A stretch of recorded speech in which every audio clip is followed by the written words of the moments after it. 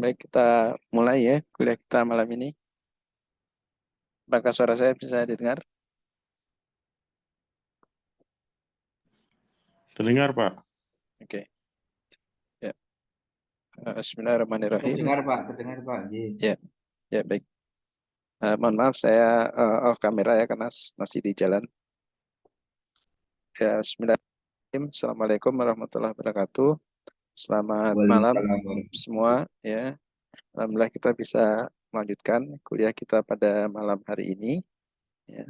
Eh, untuk mendiskusikan atau menjelaskan topik-topik yang perlu saya sampaikan ya dalam kuliah pengelolaan data dan data. Baik, saya coba share slide-nya. Apakah sudah terlihat?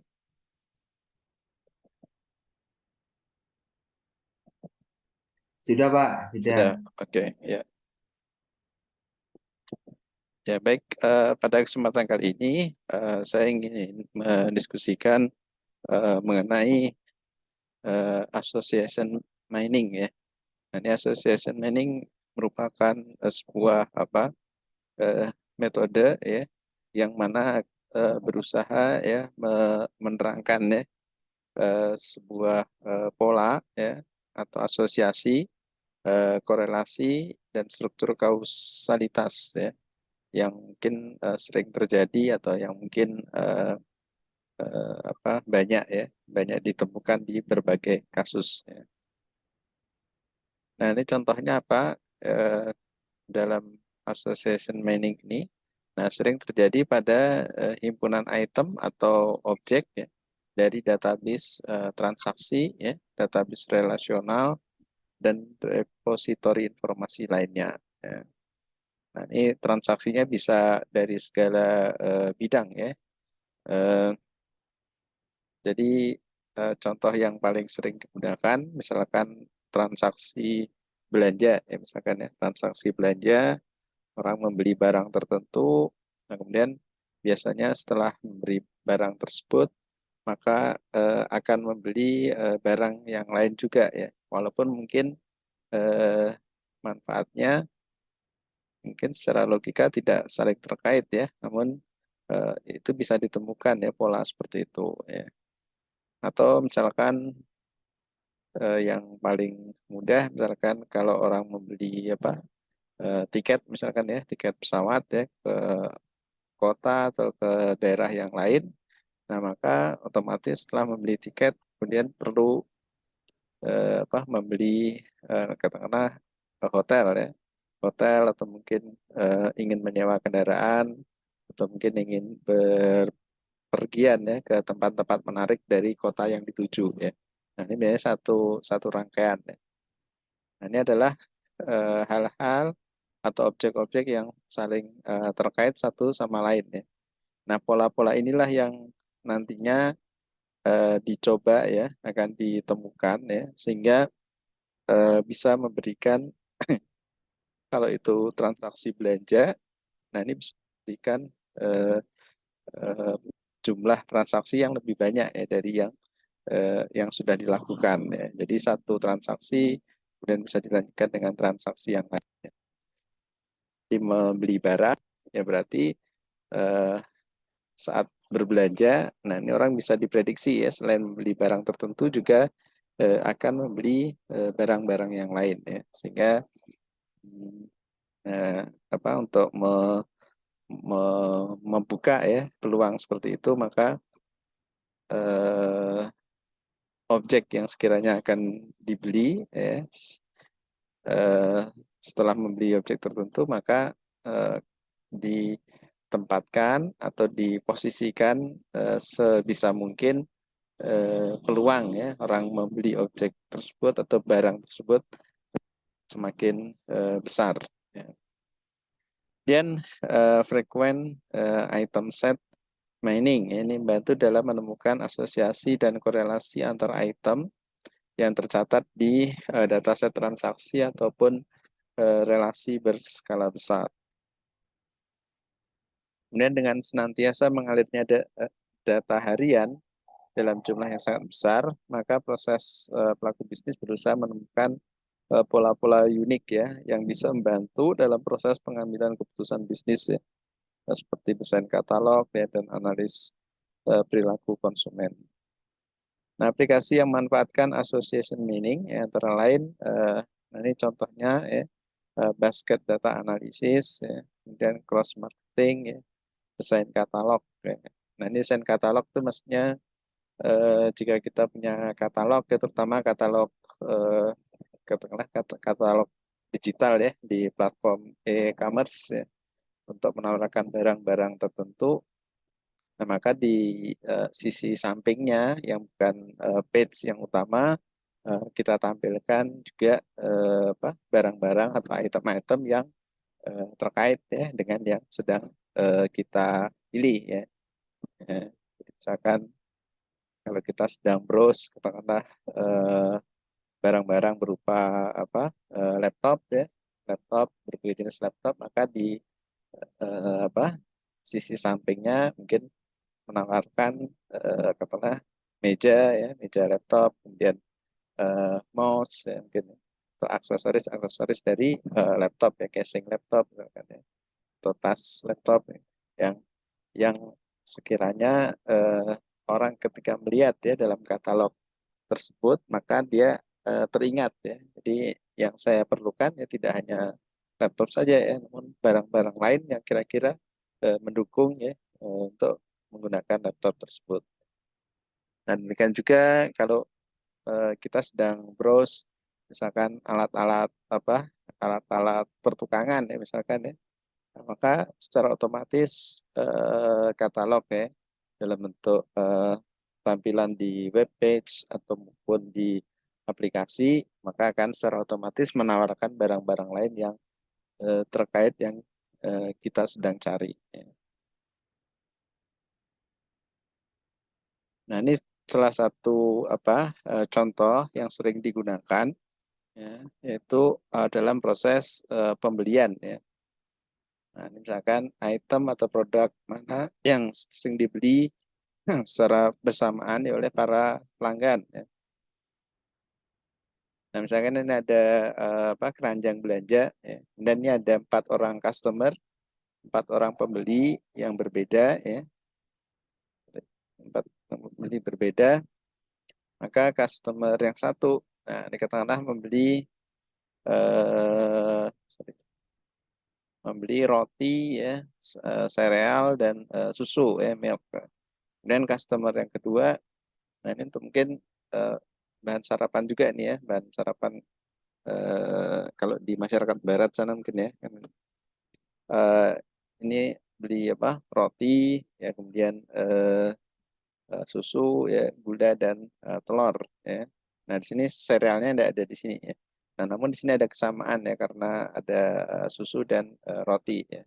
Mungkin makanan pokok ya bagi eh, orang orang di luar ya, kan orang Indonesia ya. Sarapan biasanya susu dan roti ya. Dan susu, roti dan keju ya. Nah, kemudian yang customer yang selanjutnya atau pembeli selanjutnya eh, hanya membeli gula dan telur. Ya. Nah, ini dari data-data ini kita bisa eh, ambil ya. Jadi bisa ambil biasanya kan tercantum ya di data transaksi itu. Kalau yang kita terima itu dalam bentuk stroke ya. Nah, tapi kalau di sistem komputer mereka tentu atau sistem informasi mereka tentu data-data ini tersimpan ya di database. Ya.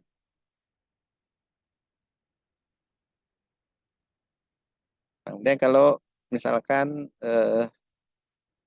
berbelanjanya di toko yang lebih besar ya, di supermarket kan ya. Nah, di supermarket maka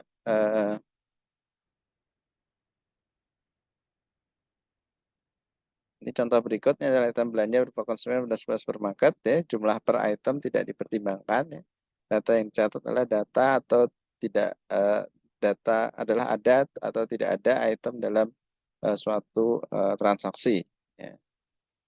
Ini untuk digunakan sebagai sumber data untuk market basket analisis. Cara-cara digunakan oleh retailer besar untuk mengungkap terkaitan antar item belanja atau produk. Nah, ini dengan semakin banyaknya transaksi, maka akan makin mempermudah ya, akan permudah kita menemukan pola-pola tersebut. Ya. Nah, ini kalau kita lihat secara sepintas ya, nah ini mungkin roti ya, yang paling banyak dibeli ya. Nah, sini ada bread, kemudian ada apa susu ya, milk ya, sini milk, dan ada roti lagi ya. Nah, ini ada susu lagi ya. Di sini juga ada yogurt ya, mungkin mirip dengan susu juga. Ya. Nah, ini semakin banyak bukti ya, bukti-bukti transaksi ini, maka kita bisa akan menemukan pola yang umum ya. Nah, nanti tujuannya apa? Tujuannya katakanlah kita menemukan pola yang umum, misalkan setiap orang yang membeli roti ya, maka akan membeli katakanlah susu ya, dan juga akan membeli selai ya, jam ya. Nah, maka dengan melihat pola seperti itu, maka posisi barang atau penempatan barang diletakkan ya dalam tempat atau area yang berdekatan ya, antara ketiga barang tersebut ya. Nah, jadi roti, susu dan selai misalkan ya. Sehingga ketika orang membeli roti, maka secara otomatis akan melihat di sekitarnya ada susu, ada selai, maka otomatis dia akan mengambil barang-barang tersebut dan kemudian dibeli ya, karena memang posisinya berdekatan ya. Jadi kalau diketahui tiga barang itu kemungkinan untuk dibeli secara bersamaan cukup tinggi, maka dalam pengaturan tempat barang-barang tersebut jangan diletakkan berjauhan misalkan ya. Misalkan yang berdekatan, misalkan yang berjauhan, misalkan roti di depan ya, kemudian susu di tengah-tengah supermarketnya, kemudian selainya jauh ya di belakang misalkan. Nah, maka itu akan mengurangi peluang ya kan untuk ketiga barang tersebut laku ya, secara bersamaan.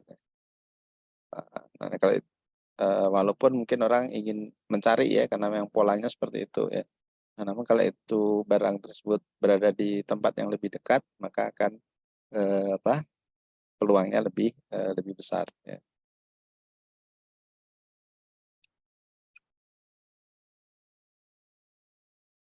Nah, kemudian selain dengan mengatur penempatan tadi, juga dalam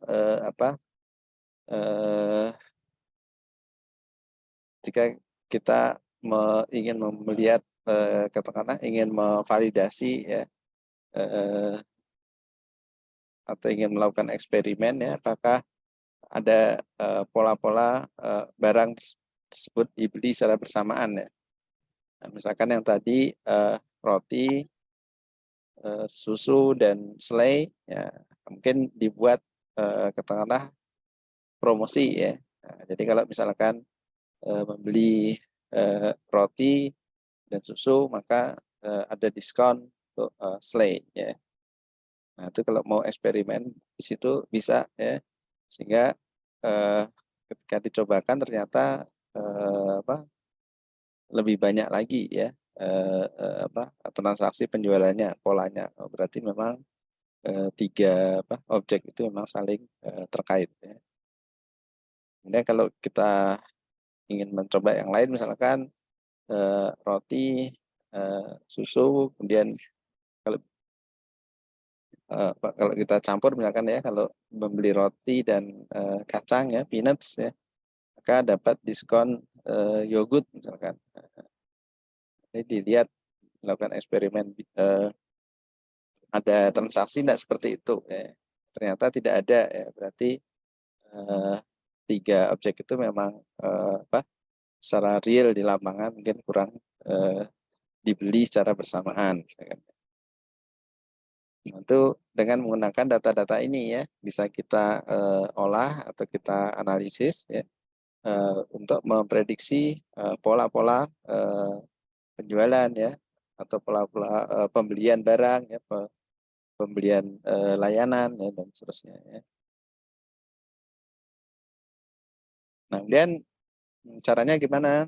Nah, caranya data transaksi itu diubah ya dalam bentuk tabel ya, sehingga kita bisa menemukan rule atau menemukan kaidah ya, yang bisa memprediksi suatu item ya terjual berdasarkan terjualnya item yang lain. Ya. Nah, ini dari apa catatan tadi ya, catatan di stroke yang ini atau catatan setiap transaksi kita buatkan seperti ini. Ya. Jadi seperti ini. Nah, ini tentu kalau dengan apa? Dengan menggunakan data pengolahan komputer itu lebih apa? Bisa lebih banyak ya datanya yang diolah ya.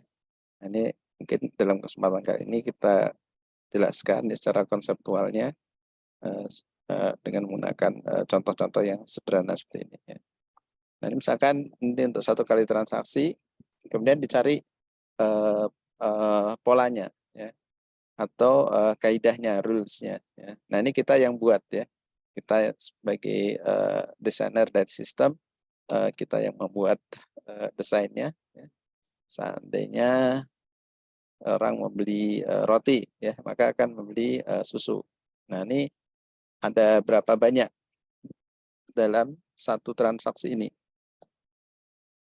Nah, ini kita lihat di sini ada bread, kemudian di sini ada susu. Ya. Maka ini bisa kita hitung satu di sini. Ya.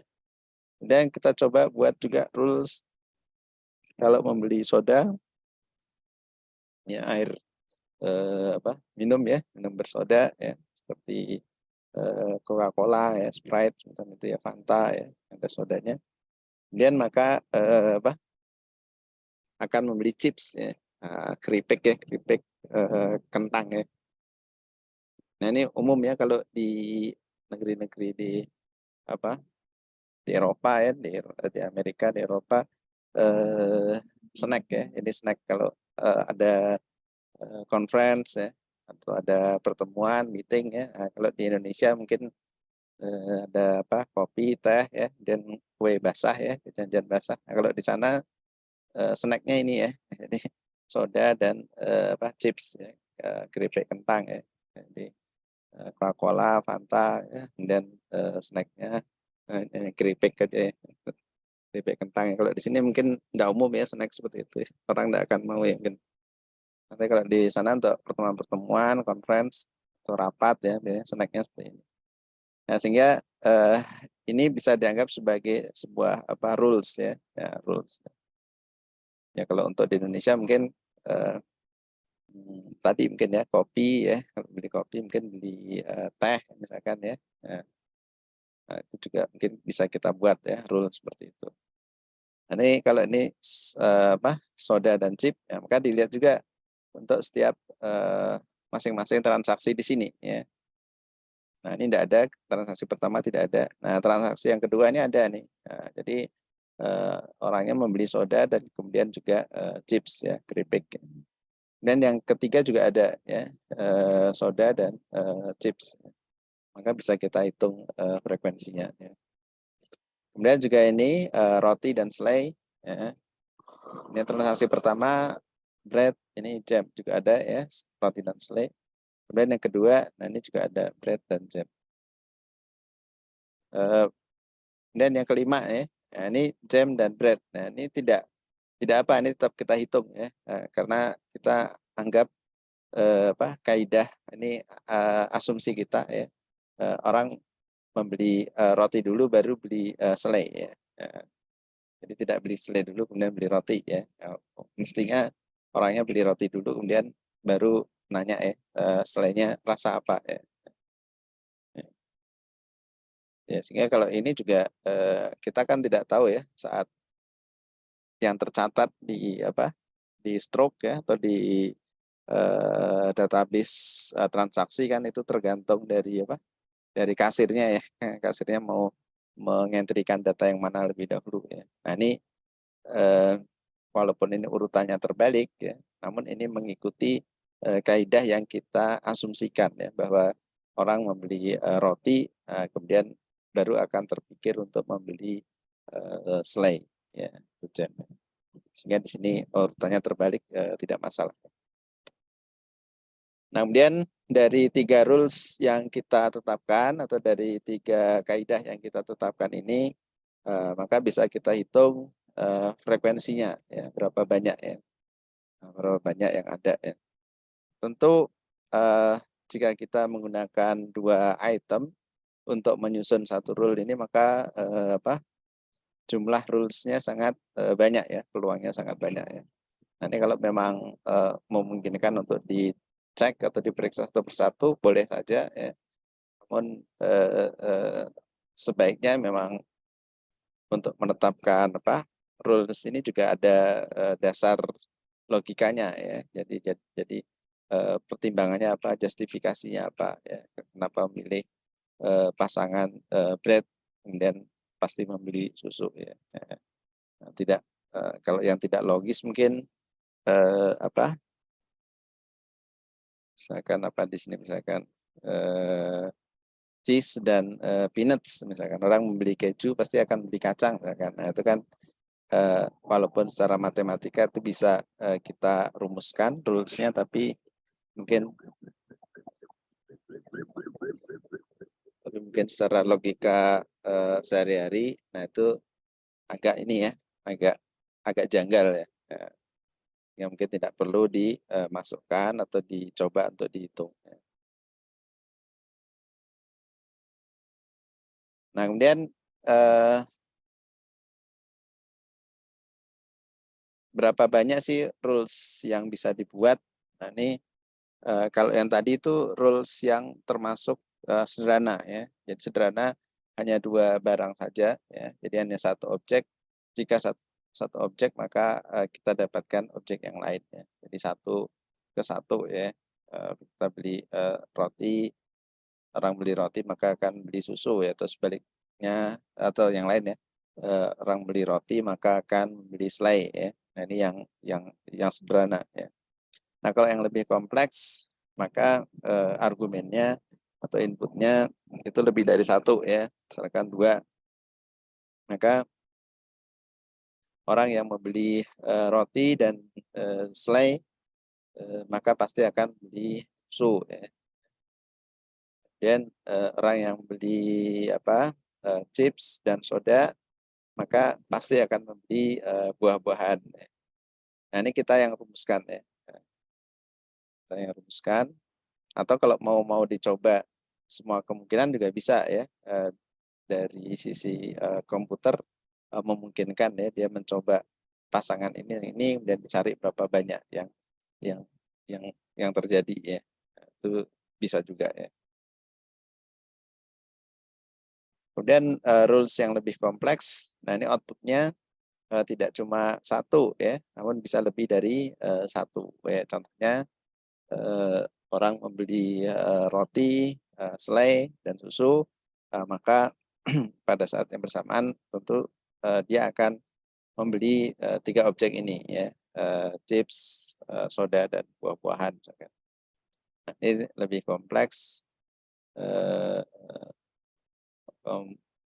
Nah, ini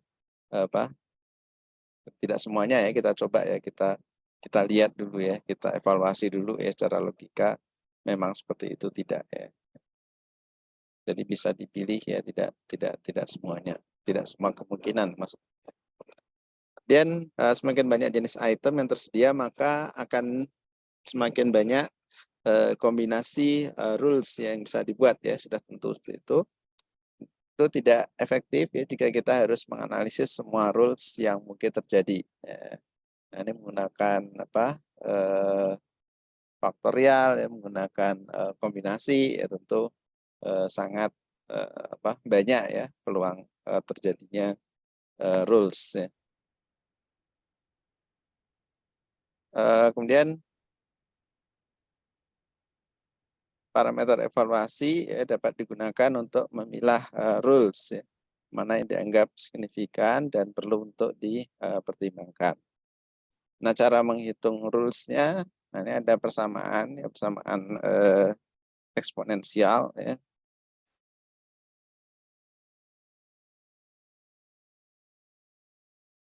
Eksponensial, ya. Jika terdapat D jenis item atau produk, ya, yang unik, maka akan terdapat 2 pangkat D, ya, item set.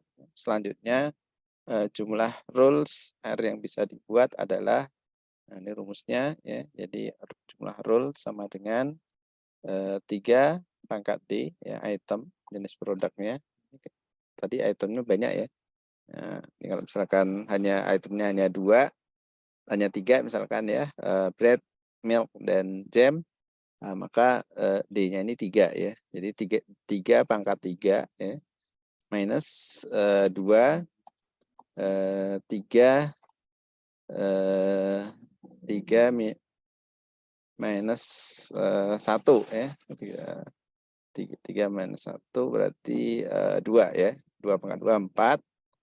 Kemudian ini 3, misalkan 3 pangkat 3, 27, ya. 27 kurang 4, berarti 23, ya, 23 tambah 1, 24, ya. Berarti ada 24 rules yang bisa dibuat, ya, jika kita menggunakan 3 item, ya, atau produk, ya. Nah, ini kalau kita buat dalam bentuk grafik, ya. Nah, ini grafiknya.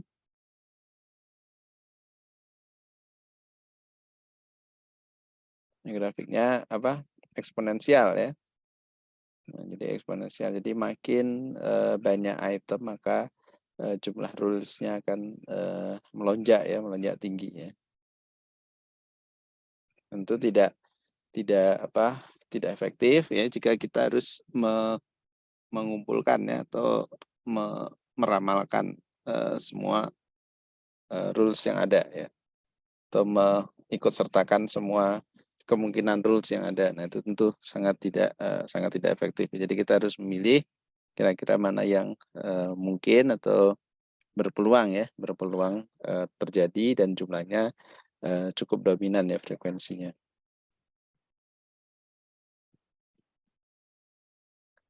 Nah, kemudian ada sebuah istilah yang namanya frequent item set, ya. Jadi item set adalah sebuah himpunan, ya, mengandung satu atau lebih dari jumlah item, ya. Jadi kalau K item set adalah item set yang mengandung K item, ya. Contoh satu item set milk, ya, satu milk, satu soda, ya, satu item, ya. Kemudian kalau 2 item set milk dan bread misalkan, kemudian soda dan chip misalkan. Nah, itu 2 item set.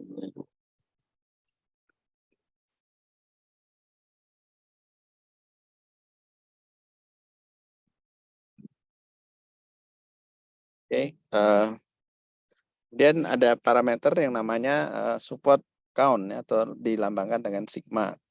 Nah, ini untuk menghitung frekuensi, ya, berapa banyak item tersebut, ya, terbeli, ya, atau tercatat, ya, pada transaksi pembelian. Nah, jadi misalkan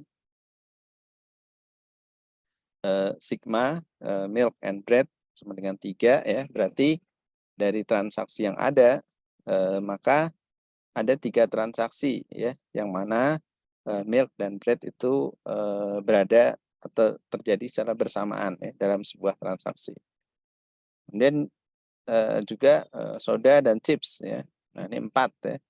Nah, berarti ada 4 kali transaksi, ya. Nah, ini mungkin bisa kita cek. Nah, ini yang milk dan bread, ya. Milk dan bread itu ada 3, ya. Nah, berarti yang ini, ya, milk dan bread ada 3, ya. Kemudian soda dan chips, nah ini ada 4, ya, yang ini. Dan bread dan jam, nah ini ada ada 4 juga ya.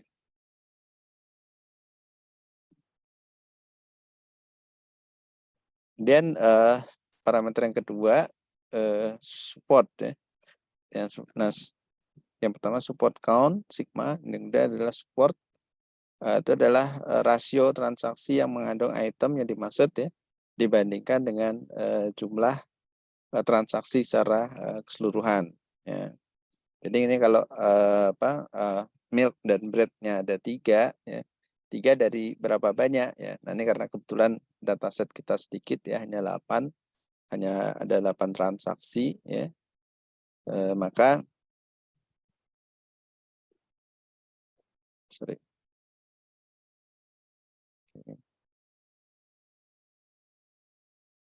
ini hanya ada 8 ya. Maka untuk supportnya ini adalah 3 banding 8 ya, atau 0,375 ya. Kemudian soda dan chips ya, ini 4 banding 8 ya.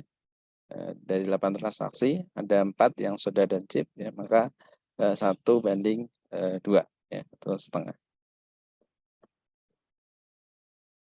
Nah, sebuah item ya dinyatakan sebagai frequent item set ya jika nilai support ini sama ya atau lebih dari minimum support threshold ya. Nah, ini kita yang menentukan juga, ini kita menentukan sendiri minimum support threshold itu berapa ya. Nilai rasio ini yang paling yang paling kecil berapa ya. Jadi kalau misalkan nilainya lebih besar ya dari threshold, maka kita anggap atau kita kelompokkan itu sebagai frequent item set ya, atau item set yang paling sering muncul ya, atau kombinasi yang paling sering tercatat dalam transaksi. Nah ini tergantung kita ya yang menentukan thresholdnya.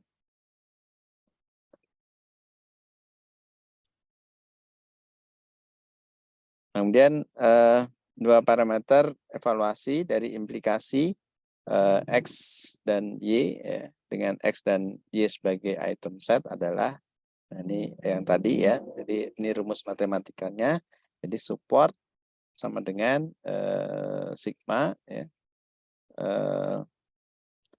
X dan Y ya, dan dibagi dengan jumlah transaksi yang ada ya.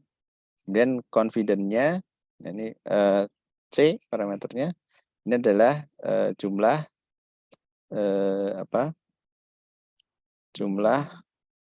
transaksi ya, atau jumlah transaksi yang ada X dan Y-nya secara bersamaan ya, dibagi dengan jumlah yang ada X-nya saja ya.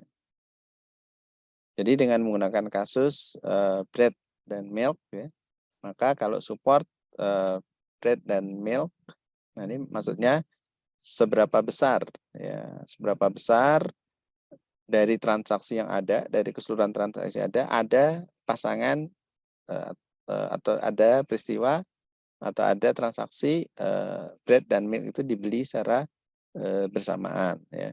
Nah, jadi misalkan tadi ada 8 transaksi, maka dari 8 transaksi itu ada 3 transaksi atau ada 3 customer ya, yang membeli bread dan juga membeli susu ya, atau milk. Nah, kemudian kalau confidence, nah ini confidence-nya apa?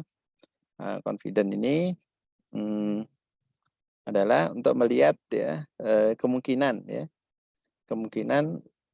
orang ya berlanjut ya selain membeli roti dan membeli susu ya, setelah dia membeli roti. Nah, jadi ini dibaginya bukan dibagi jumlah transaksi ya, namun berapa banyak transaksi yang ada pembelian roti ya. Nah ini kalau ini hasilnya 3/4, nah ini berarti tandanya bahwa dari 4 kali transaksi ya yang ada orang membeli roti ya, hanya 3 transaksi saja atau hanya 3 orang saja yang membeli roti dan susu. Ya. Yang satunya lagi, yang seperempatnya, mungkin dia cuma beli roti saja ya, atau dia mungkin beli roti dan dan mentega misalkan ya, butter ya, atau dan selai ya, jam misalkan tanpa membeli susu. Ya. Nah, jadi dia memang beli roti, namun dia tidak lanjut ya membeli susu ya, namun membeli barang yang lain ya, atau mungkin dia hanya beli roti saja misalkan. Ya. Sehingga dari 4 transaksi yang ada pembelian roti, hanya 3 saja yang membeli roti sekaligus susu, sehingga di sini adalah 3/4 probabilitasnya. Maka probabilitas orang membeli bread dan milk ya secara bersamaan adalah 0,38 ya, atau 38%. Ya. Ini dari semua transaksi ya. Kemudian probabilitas orang membeli milk ya, setelah membeli bread atau ketika membeli bread, maka jumlahnya adalah 75%. Ya. Nah ini kalau kita melihat kondisi seperti ini ya, 75%, berarti cukup banyak ya orang yang beli roti dan susu ya. Maka pengaturan katakanlah lokasi barangnya ya, maka antara roti dan susu dibuat di tempat atau di rak yang sama atau berdekatan misalkan ya. Atau mungkin kalau untuk meningkatkan lagi jumlah penjualan misalkan ya, nah, maka kalau membeli roti dan susu maka ada bonus tertentu ya, atau ada diskon tertentu ya kalau membeli bersamaan misalkan. Nah, maka itu akan semakin menaikkan ya probabilitas pembelian susu dan roti secara bersamaan. Ya. Nah, kalau kita melihat ini orang membeli roti dan susu dibandingkan dengan transaksi secara keseluruhan, ya, ini cukup kecil ya. Nah, berarti, namun ini kita lihat ya dibandingkan dengan yang lain misalkan ya, dengan item-item yang lain ya, apakah ada yang lebih besar ya. Nanti bisa nanti dievaluasi ya, misalkan bread dengan jam misalkan dengan susu, atau milk dengan egg ya, dengan telur ya. Nah, ini berapa probabilitasnya ya, apakah bisa lebih besar dari 3/8 atau tidak ya. Nah ini tergantung produknya ya mungkin ya. Ya. Ini bisa tergantung nah ini kalau belanja ini kan sangat dinamis ya, kalau misalkan bahan makanan seperti ini ya, mungkin tergantung waktu ya, misalnya tergantung hari ya, bulan misalkan ya, ada kebutuhan tertentu ya. Nah, sangat dinamis sekali ya.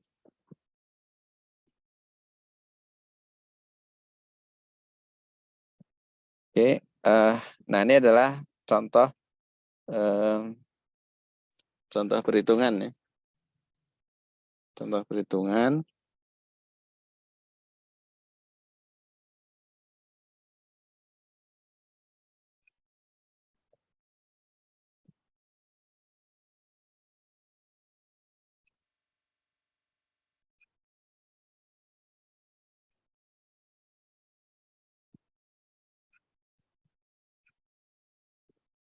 Contoh perhitungan bagaimana kita menghitung nilai support ya, nilai support dan confident.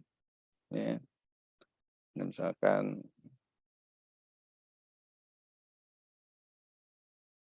coba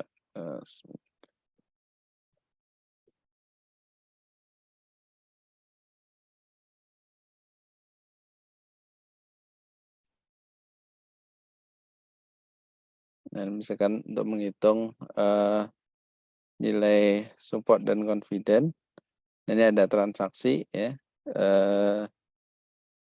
ada sebuah transaksi ya, ini TID, ini kodenya ya, 01, 02, 03, 04 ya, sampai dengan 08 ya. Kemudian item-itemsnya ada yang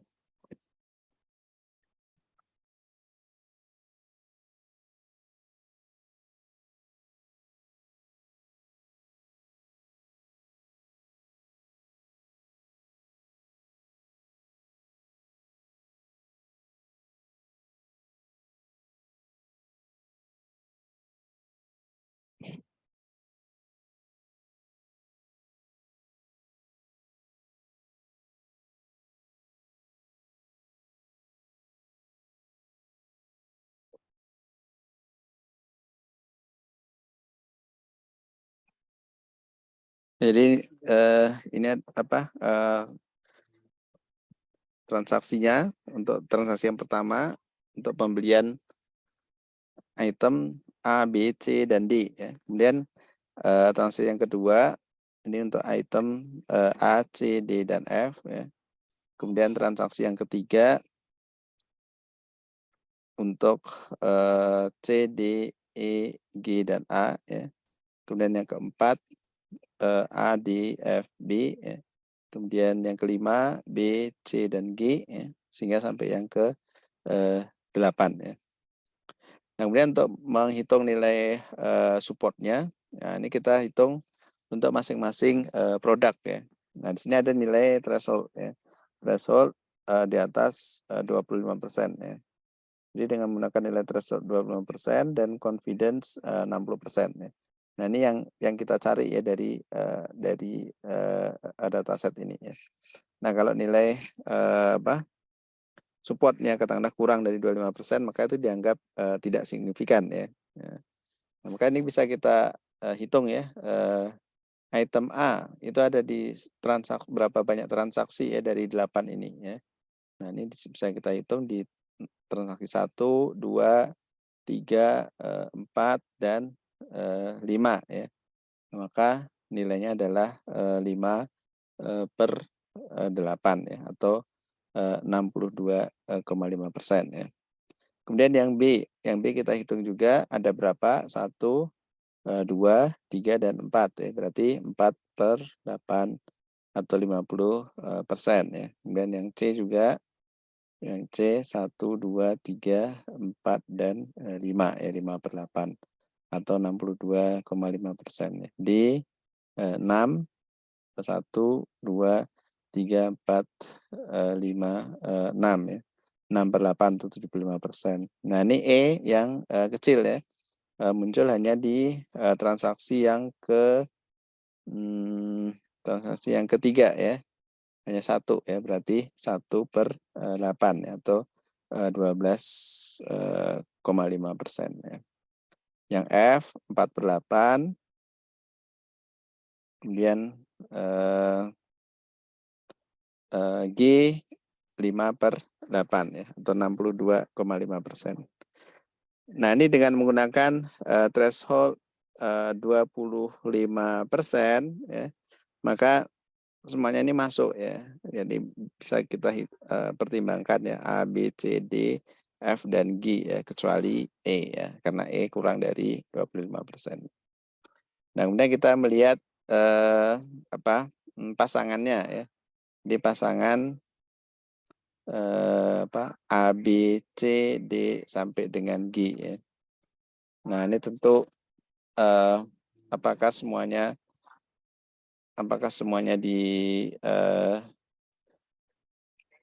semuanya dihitung. Nah, itu tergantung juga ya, tergantung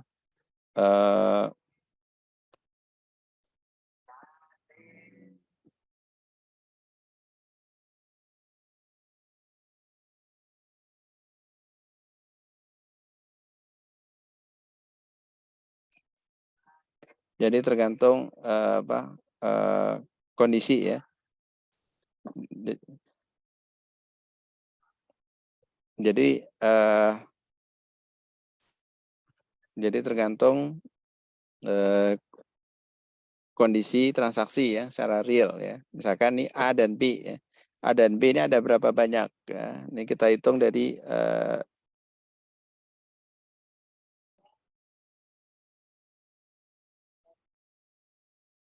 dihitung dari jumlah transaksi yang ada ya. A dan B ini 1, 2 ya. 1, 2, dan 3 ya.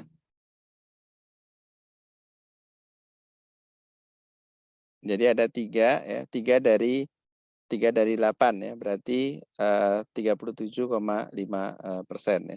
Kemudian A dan C ya. A dan C ada berapa? Dihitung 1, 2, dan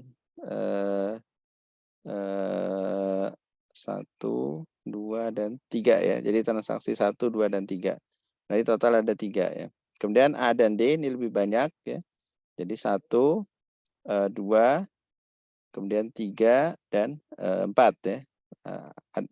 Kemudian di transaksi kelima A dan D tidak ada ya. Yang keenam juga tidak ada, yang ketujuh tidak ada, yang ke-8 juga tidak ada ya. Nah, ini dihitung semua, dicek semua.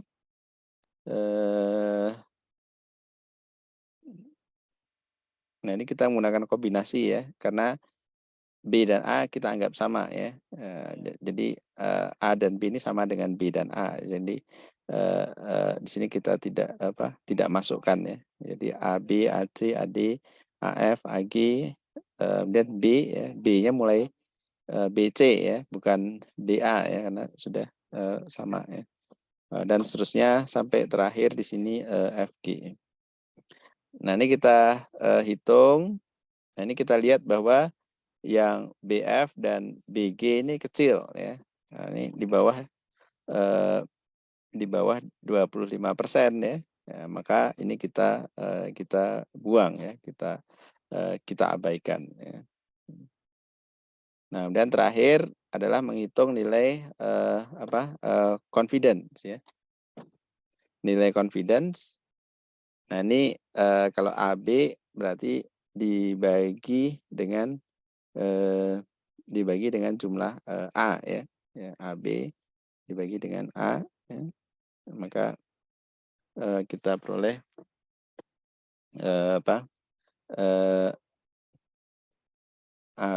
AB ini 3 ya, dibagi dengan A itu 5 ya, berarti 3/5, 60%. Kemudian AC, nah ini AC kemudian dibagi dengan A juga ya. 3 berarti 3/8 dibagi dengan 5/8 ya, atau 3/5 ya. AD ini 4/8 dibagi dengan 5/8 ya, berarti 4/5 ya. Kemudian AF, nah ini yang ini 2/8 ya, dibagi dengan 5/8 ya, jadi 2/5, 40 ya. Nah, karena di sini syaratnya adalah di atas 60%, maka ini kita abaikan ya. Nah, sehingga yang kita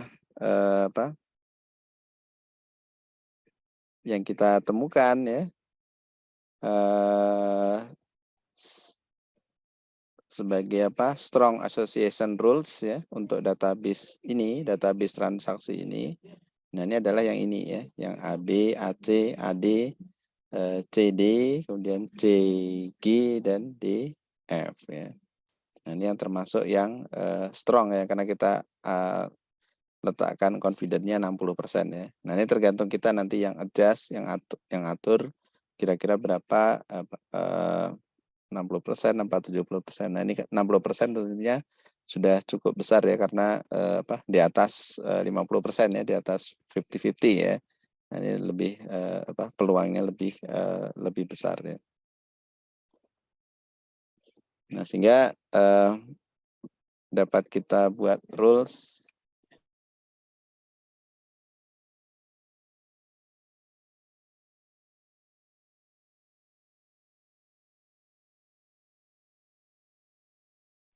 ya. Jadi untuk untuk rules-nya, jadi yang AB, AC, AD, kemudian CD, CG dan DF, nah, ini kita bisa kelompokkan sebagai strong association rules ya, yang mungkin terjadi ya. Jadi kalau yang CD, nah ini acuannya C ya.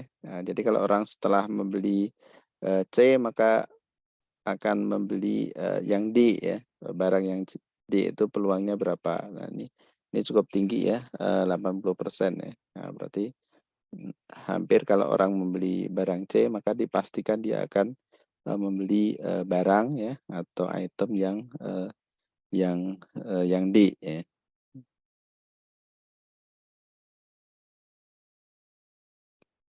Oke. Oke, sampai di sini ada yang ditanyakan atau didiskusikan, silakan. Selamat malam Pak, izin bertanya Pak. Ya, silakan. Pak, mau tanya untuk yang contoh soal menghitung S dan C itu Pak. pertama itu yang akan saya tanyakan itu izin Pak, untuk nilai threshold-nya itu penentuannya parameternya apa saja ya Pak ya? Ya ini Itu kan apa? 25%. Oh ya. Ya Mungkin kalau itu dulu Pak. Oke. Hmm. Ya kalau untuk nilai apa threshold ini apa tidak ada ya, jadi tidak ada ketentuan khusus. Jadi kita yang adjust ya.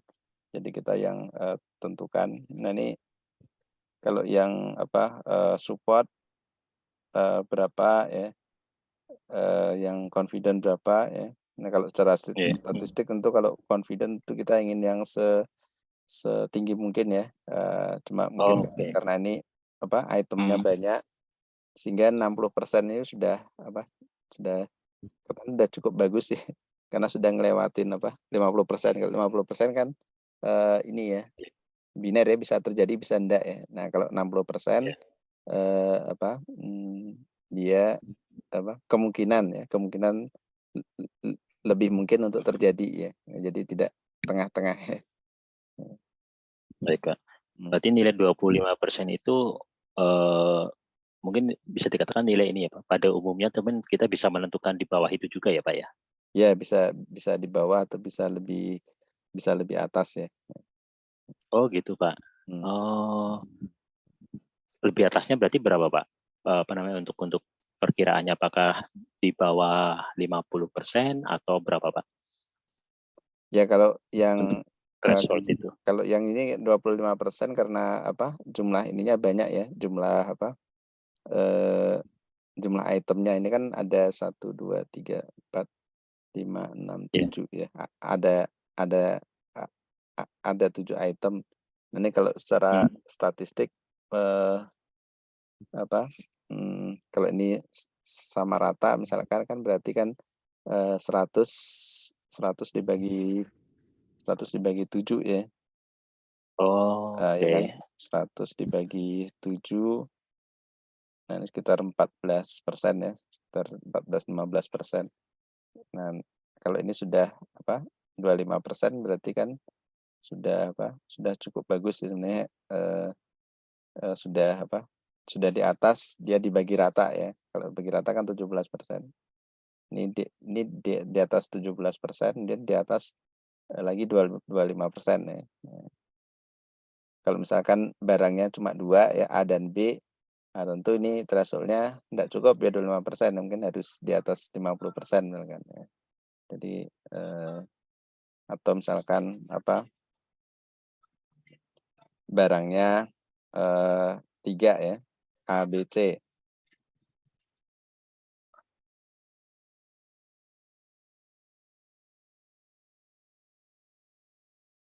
Nah barangnya ada 3 ya, A, B, C. Nah ini kalau dibagi rata berarti sekitar 30%-an ya.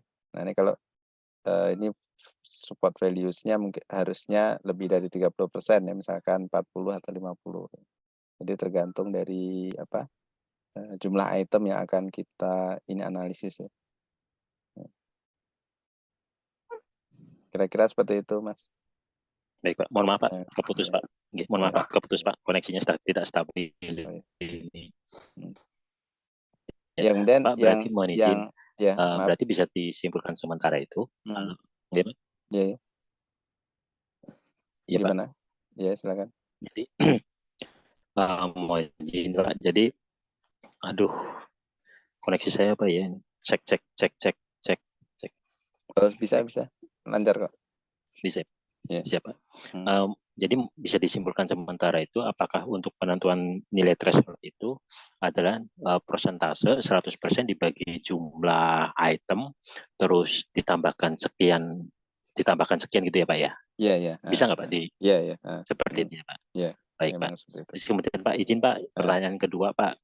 Untuk yang ini, yang item itu saya masih belum paham. Itu kan ada A sampai G gitu. Nah kemudian yang transaksi yang pertama itu A, B, C, D, transaksi yang kedua A, C, D, F. Apakah ini ada hubungannya dengan vertex itu ya Pak ya? Atau nggak ada hubungannya Pak?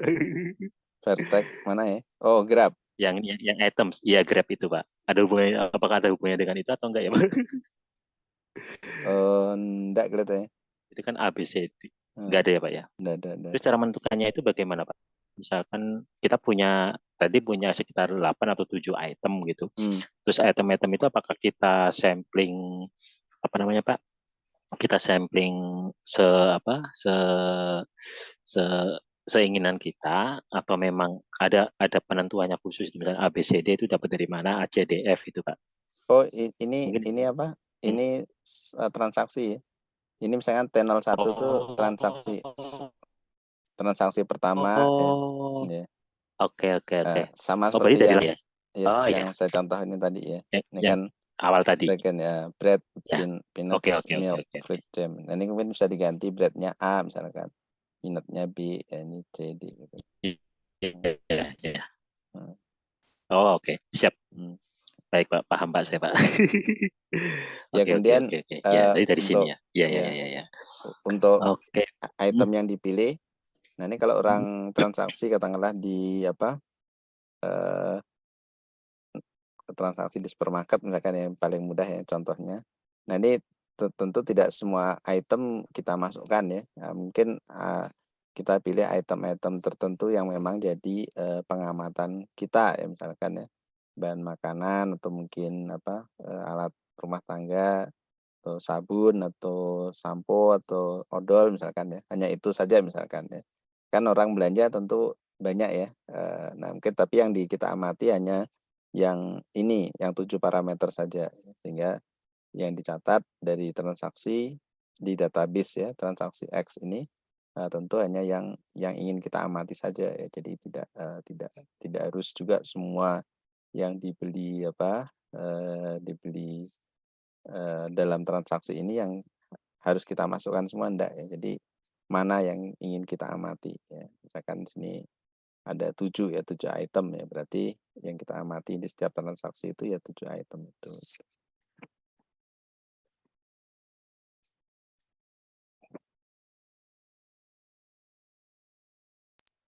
Baik Pak, terima kasih Pak. Oke, sama-sama.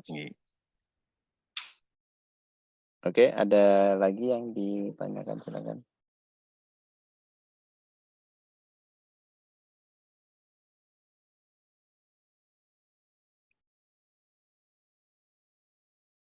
Baik, kalau tidak ada mungkin saya cukupkan ya. Ini masih dalam perjalanan juga ya.